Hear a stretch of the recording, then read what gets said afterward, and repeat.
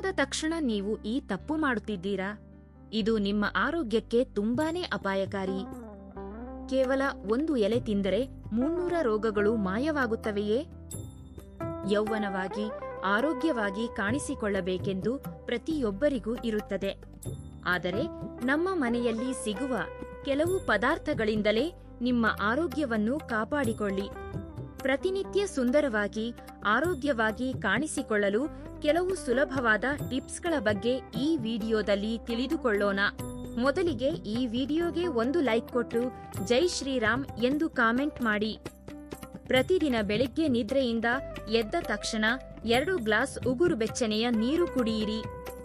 ಪ್ರತಿದಿನ ಹೀಗೆ ಮಾಡುತ್ತಿದ್ದರೆ ಗ್ಯಾಸ್ಟ್ರಿಕ್ ಸಮಸ್ಯೆಗಳು, ಹೊಟ್ಟೆ ಉಬ್ಬರ ಇಲ್ಲದೆ ನಿಮ್ಮ ಜೀರ್ಣಕ್ರಿಯೆ ಸುಧಾರಿಸುತ್ತದೆ. ಹಾಗೆಯೇ ಮಲಬದ್ಧತೆ ಸಮಸ್ಯೆಗಳು ಕೂಡ ಕಡಿಮೆಯಾಗುತ್ತವೆ. ಇನ್ನು ಯಾರು ಅತಿಯಾದ ತೂಕದಿಂದ ಬಳಲುತ್ತಿದ್ದಾರೋ ಅಂಥವರು ಪ್ರತಿದಿನ ಬೆಳಿಗ್ಗೆ ಉಗುರು ಬೆಚ್ಚನೆಯ ನೀರಿನಲ್ಲಿ ಸ್ವಲ್ಪ ದಾಲ್ಚಿನ್ನಿ ಪುಡಿ ಮತ್ತು ಜೇನುತುಪ್ಪ ಬೆರೆಸಿ ಕುಡಿಯಿರಿ. ದೇಹದಲ್ಲಿರುವ ಕೆಟ್ಟ ಕೊಬ್ಬು ಕರಗಿ ಆರೋಗ್ಯಕರವಾಗಿ ತೂಕ ಇಳಿಯುತ್ತದೆ. ಈ ದಿನಗಳಲ್ಲಿ ಪ್ರತಿಯೊಬ್ಬರೂ ಬಿಪಿ ಸಮಸ್ಯೆಗಳಿಂದ ಬಳಲುತ್ತಿದ್ದಾರೆ. ಅಂಥವರು ಬೆಳಿಗ್ಗೆ ಖಾಲಿ ಹೊಟ್ಟೆಯಲ್ಲಿ 1 ಎಸಳು ಬೆಳ್ಳುಳ್ಳಿಯನ್ನು ತಿನ್ನಿ. ಕ್ರಮೇಣ ಬಿಪಿ ಸಮಸ್ಯೆಗಳು ಕಡಿಮೆಯಾಗುತ್ತವೆ. ಇನ್ನು ಮುಟ್ಟಿನ ಸಮಸ್ಯೆಗಳ ಕಾರಣದಿಂದ ಅನೇಕ ಮಹಿಳೆಯರು ರಕ್ತಹೀನತೆ ಸಮಸ್ಯೆಯಿಂದ ತೊಂದರೆ ಅನುಭವಿಸುತ್ತಿದ್ದಾರೆ. ಪ್ರತಿದಿನ 1 ಸಣ್ಣ ಬೆಲ್ಲದ ತುಂಡನ್ನು ತಿಂದರೆ ಕಬ್ಬಿಣದ ಅಂಶ ಹೆಚ್ಚಾಗಿ ವಯಸ್ಸಿನ ಸಂಬಂಧವಿಲ್ಲದೆ ಪ್ರತಿಯೊಬ್ಬರಿಗೂ ಬಿಳಿ ಕೂದಲು ಬರುತ್ತಿದೆ. ಬಿಳಿ ಕೂದಲು ಕಪ್ಪಾಗಬೇಕೆಂದರೆ ಈರುಳ್ಳಿಯನ್ನು ನುಣ್ಣಗೆ ಅರೆದು ತಲೆಗೆಲ್ಲ ಹಚ್ಚಿ ಅರ್ಧ ಗಂಟೆಯ ನಂತರ ತಲೆ ಸ್ನಾನ ಮಾಡಿ.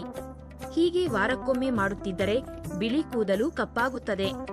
ಇನ್ನು ಕೀಲು ನೋವಿನಿಂದ ಬಳಲುವವರು ಎಳ್ಳೆಣ್ಣೆಯನ್ನು ಉಗುರು ಬೆಚ್ಚಗೆ ಬಿಸಿ ಮಾಡಿ ಕೀಲು ನೋವಿರುವ ಜಾಗದಲ್ಲಿ ಎಳ್ಳೆಣ್ಣೆಯಿಂದ 10 ನಿಮಿಷ ಮಸಾಜ್ ಮಾಡಿಕೊಳ್ಳಿ. ಹೀಗೆ 1 ವಾರ ಮಾಡಿದರೆ ಕೀಲು ನೋವಿನಿಂದ ತಕ್ಷಣ ಉಪಶಮನ ಸಿಗುತ್ತದೆ.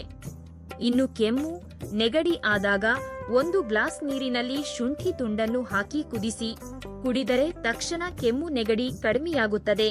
ಇನ್ನು ಯಾರು ಥೈರಾಯ್ಡ್ ಸಮಸ್ಯೆಗಳಿಂದ ಬಳಲುತ್ತಿದ್ದಾರೋ ಅಂಥವರು ಧನಿಯಾವನ್ನು ನೀರಿನಲ್ಲಿ ಕುದಿಸಿ ಕುಡಿದರೆ ಬೇಗನೆ ಥೈರಾಯ್ಡ್ ಸಮಸ್ಯೆ ಕಡಿಮೆಯಾಗುತ್ತದೆ.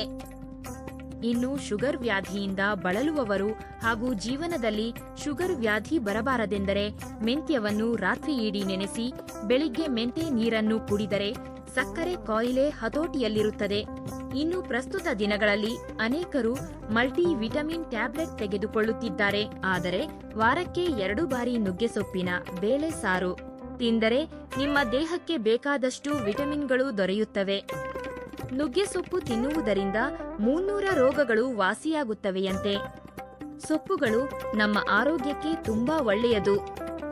ಸೊಪ್ಪುಗಳು ಭೂಮಿಯ ಮೇಲೆ ಸಿಗುವ ಅಮೃತ ಎಂದು ವೈದ್ಯಕೀಯ ತಜ್ಞರು ಸೂಚಿಸುತ್ತಾರೆ. ಆದ್ದರಿಂದ ಸೊಪ್ಪುಗಳನ್ನು ಹೆಚ್ಚಾಗಿ ತಿಂದರೆ ಕ್ಯಾನ್ಸರ್ ವ್ಯಾಧಿಗಳು, ಹೃದಯ ಸಂಬಂಧಿ ಕಾಯಿಲೆಗಳು ಬರದಂತೆ ತಡೆಯಬಹುದು. ಇನ್ನು ಸೊಂಟ ನೋವಿನಿಂದ ಬಳಲುವವರು ಹಾಲಿನಲ್ಲಿ ಜೇನುತುಪ್ಪ ಬೆರೆಸಿ ಕುಡಿದರೆ ಸೊಂಟ ನೋವು ತಕ್ಷಣ ಕಡಿಮೆಯಾಗುತ್ತದೆ. ಹಾಗೆಯೇ ಮುಟ್ಟಿನ ಸಮಯದಲ್ಲಿ ಹೊಟ್ಟೆ ನೋವಿನಿಂದ ಬಳಲುವವರು ಉಗುರು ಬೆಚ್ಚನೆಯ ನೀರಿನಲ್ಲಿ ದಾಲ್ಚಿನ್ನಿ ಪುಡಿ ಬೆರೆಸಿ ಕುಡಿಯಿರಿ. ಮುಟ್ಟಿನ ಸಮಯದಲ್ಲಿ ಹೊಟ್ಟೆ ನೋವು ಬರದಂತೆ ತಡೆಯುತ್ತದೆ. ಇನ್ನು ಶುಗರ್ ವ್ಯಾಧಿ ಇರುವವರು ಬೆಂಡೆಕಾಯಿ, ಹಾಗಲಕಾಯಿ, ಮೆಂತ್ಯ ಸೊಪ್ಪು ಇವುಗಳನ್ನು ಹೆಚ್ಚಾಗಿ ತಿನ್ನಬೇಕು. ದಂಟಿನ ಸೊಪ್ಪಿನಲ್ಲಿ ಕ್ಯಾಲ್ಸಿಯಂ, ಐರನ್ ಹೆಚ್ಚಾಗಿರುತ್ತದೆ. ಆದ್ದರಿಂದ ದಂಟಿನ ಸೊಪ್ಪು ಹೆಚ್ಚಾಗಿ ತಿಂದರೆ ಮೂಳೆಗಳು ಸದೃಢವಾಗುತ್ತವೆ. ಹಾಗೆಯೇ ಪಾಲಕ್ ಸೊಪ್ಪು ತಿಂದರೆ ನಿಮ್ಮ ದೇಹದಲ್ಲಿ ರಕ್ತ ಚೆನ್ನಾಗಿ ವೃದ್ಧಿಯಾಗುತ್ತದೆ. ಹಾಗೆಯೇ ತುಂಬಾ ತಲೆನೋವು ಇರುವಾಗ 1 ಕಪ್ ಶುಂಠಿ ಚಹಾ ಕುಡಿಯಿರಿ. ಕ್ಷಣಗಳಲ್ಲಿ ನಿಮ್ಮ ತಲೆನೋವು ಕಡಿಮೆಯಾಗುತ್ತದೆ. ಹಾಗೆಯೇ ವಿಪರೀತ ಹೊಟ್ಟೆ ನೋವು ಬಂದಾಗ 1 ಗ್ಲಾಸ್ ಉಗುರು ಬೆಚ್ಚನೆಯ ನೀರಿನಲ್ಲಿ 1 ಚಮಚ ಓಮಕಾಳು ಮತ್ತು ಚಿಟಿಕೆ ಉಪ್ಪು ಬೆರೆಸಿ ಕುಡಿಯಿರಿ. ಹೊಟ್ಟೆ ನೋವು ತಕ್ಷಣ ಕಡಿಮೆಯಾಗುತ್ತದೆ. ಇನ್ನು ಏಲಕ್ಕಿ ವಾಕರಿಕೆಯನ್ನು ಕಡಿಮೆ ಮಾಡುತ್ತದೆ.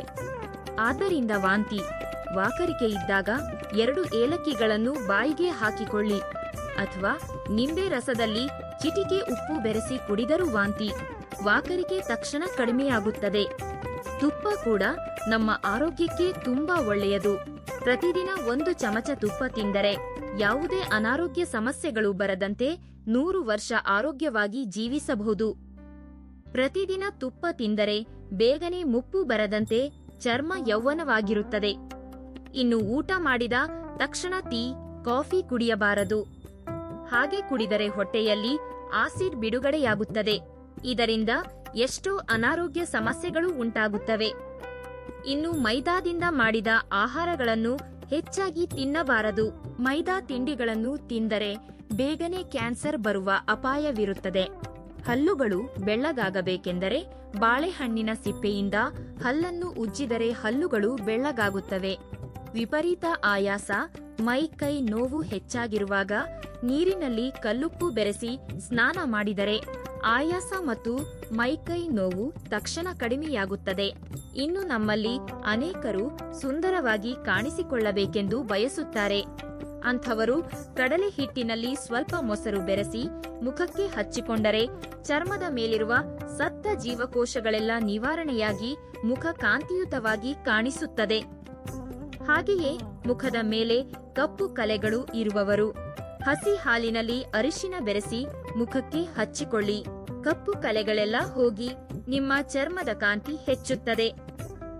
ಹಾಗೆಯೇ ಅಕ್ಕಿ ತೊಳೆದ ನೀರನ್ನು ತಲೆಗೆ ಹಚ್ಚಿಕೊಂಡರೆ ತಲೆ ಕೂದಲು ಸಾಫ್ಟ್ ಆಗಿ ಸಿಲ್ಕಿಯಾಗಿ ಇರುತ್ತದೆ. ಹಾಗೆಯೇ ನಿಮ್ಮ ಕೂದಲು ತುಂಬಾ ಉದುರುತ್ತಿದ್ದರೆ ಮೆಂತ್ಯವನ್ನು ನೆನೆಸಿ ನುಣ್ಣಗೆ ಪೇಸ್ಟ್ ಮಾಡಿ ತಲೆಗೆ ಹಚ್ಚಿದರೆ ಕೂದಲು ಉದುರುವುದು ನಿಂತು ದಟ್ಟವಾಗಿ ಬೆಳೆಯುತ್ತದೆ. ಹಾಗೆಯೇ ಪ್ರತಿದಿನ ರಾತ್ರಿ ಮಲಗುವ ಮುನ್ನ ಉಗುರು ಬೆಚ್ಚನೆಯ ಹಾಲಿನಲ್ಲಿ ಚಿಟಿಕೆ ಅರಿಶಿನ ಬೆರೆಸಿ ಕುಡಿದರೆ ಮೈಕೈ ನೋವುಗಳು ಕಡಿಮೆಯಾಗುತ್ತವೆ.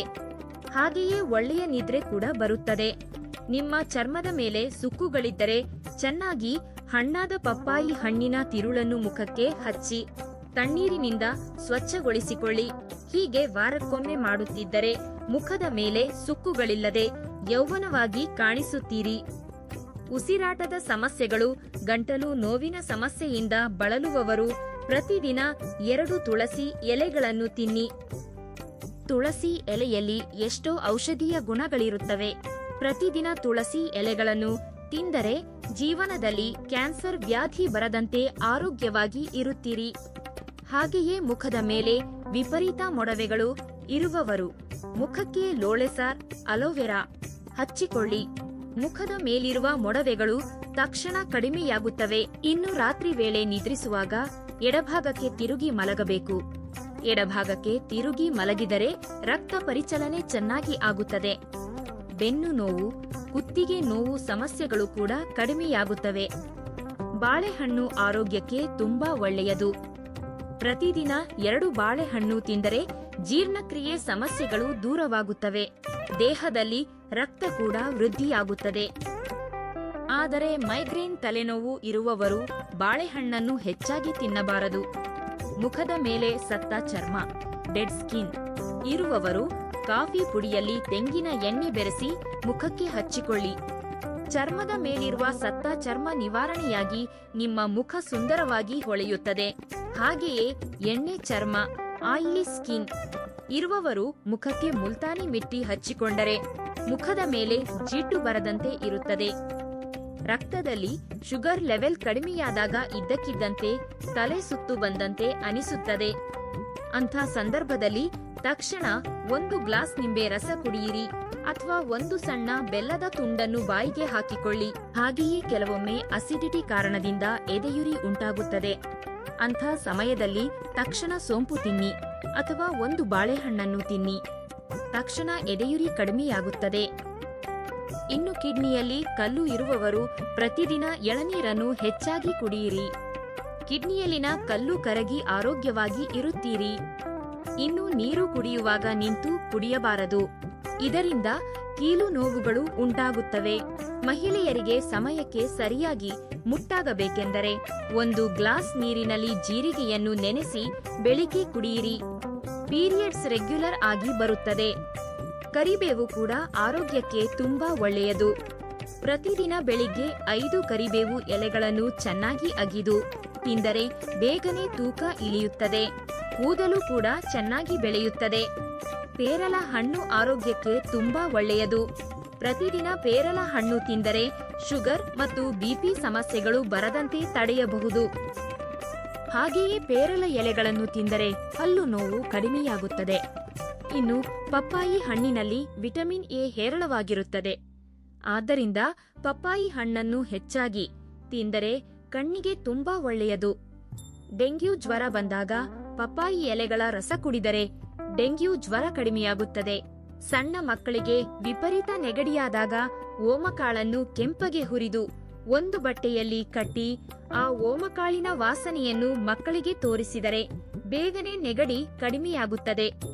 ಇನ್ನು ಹೊಟ್ಟು ಡ್ಯಾಂಡ್ರಫ್ ಸಮಸ್ಯೆಯಿಂದ ಬಳಲುವವರು ತಲೆಗೆ ನಿಂಬೆ ರಸ ಹಚ್ಚಿ ಅರ್ಧ ಗಂಟೆಯ ನಂತರ ತಲೆ ಸ್ನಾನ ಮಾಡಿ. ತಕ್ಷಣ ಹೊಟ್ಟು ಕಡಿಮೆಯಾಗುತ್ತದೆ. ಮುಖದ ಮೇಲೆ ಗುಳೆಗಳು ಇರುವವರು ಬೇಕಿಂಗ್ ಸೋಡಾದಲ್ಲಿ 2 ಹನಿ ಹರಳೆಣ್ಣೆ ಬೆರೆಸಿ ದಪ್ಪ ಪೇಸ್ಟ್ ಮಾಡಿ ಉಣ್ಣೆಯ ಮೇಲೆ ಹಚ್ಚಿ. ಹೀಗೆ 1 ವಾರ ಮಾಡಿದರೆ ಉಣ್ಣೆಗಳು ತಕ್ಷಣ ಉದುರಿ ಹೋಗುತ್ತವೆ. ಹಾಗೆಯೇ ಅತಿಸಾರ ಆಗುತ್ತಿರುವಾಗ ಮೊಸರಿನಲ್ಲಿ ಜೀರಿಗೆ ಪುಡಿ ಬೆರೆಸಿ ತಿಂದರೆ ತಕ್ಷಣ ಲೂಸ್ ಮೋಷನ್ ಕಡಿಮೆಯಾಗುತ್ತದೆ. ಇಂತಹ ಸಣ್ಣ ಸಣ್ಣ ಟಿಪ್ಸ್ಗಳ ಮೂಲಕ ನಿಮ್ಮ ಆರೋಗ್ಯವನ್ನು ಸುಧಾರಿಸಿಕೊಳ್ಳಿ. ಈ ಮಾಹಿತಿ ನಿಮಗೆ ಇಷ್ಟವಾಗಿದ್ದರೆ ವಿಡಿಯೋವನ್ನು ಲೈಕ್ ಮಾಡಿ ಮತ್ತು ನಿಮ್ಮ ಆತ್ಮೀಯರೊಂದಿಗೆ ಶೇರ್ ಮಾಡಿ. ಇಂತಹ ಇನ್ನಷ್ಟು ದೈವಿಕ ಮಾಹಿತಿಗಾಗಿ ನಮ್ಮ ಚಾನೆಲ್ ಅನ್ನು ಸಬ್ಸ್ಕ್ರೈಬ್ ಮಾಡಿಕೊಳ್ಳಿ. ಎಲ್ಲರಿಗೂ ಆ ಭಗವಂತ ಒಳ್ಳೆಯದು ಮಾಡಲಿ. ಧನ್ಯವಾದಗಳು.